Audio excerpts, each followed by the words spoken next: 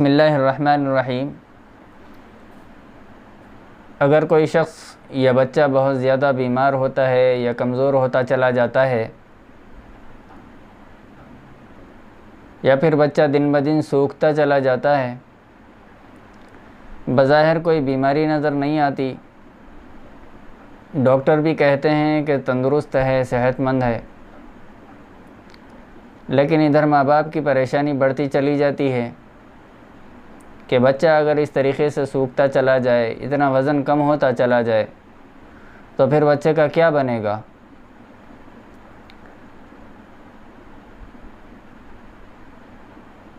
ان حالات میں سورہ یوسف کی آیت وَكَذَلِكَ مَكَّنَّا لِيُوسُفَ فِي الْأَرْضِ يَتَبَوَّأُ مِنْهَا حَيْثُ يَشَاءُ نُصِيبُ بِرَحْمَتِنَا مَن نَّشَاءُ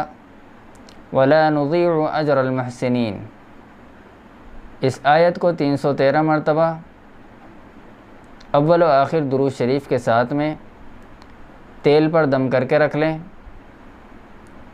اور یہ تیل اس بیمار شخص کو یا اس بچے کو روزانہ مالش کرتے رہیں، 41 دن اس عمل کو جاری رکھیں، انشاءاللہ اللہ رب العزت اسے صحت و تندرستی عطا فرمائیں گے۔